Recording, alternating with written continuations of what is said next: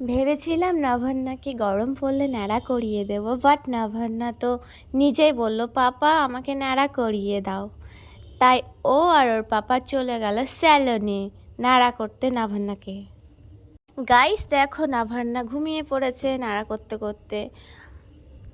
Guys তোমাদেরকে যেটা আমি আজকে শেয়ার করব সেটা হচ্ছে নাভান্না কিন্তু তোমাদেরকে মানে এমন এমন পরিস্থিতির মধ্যে ভিডিও দিয়েছে, মানে ওর শরীর খারাপ নিয়ে, মানে ওর হাম ফোড়ানারি ঘা এইগুলো নিয়েও আপনাদের সাথে ভিডিও শেয়ার করেছে নাভান্না।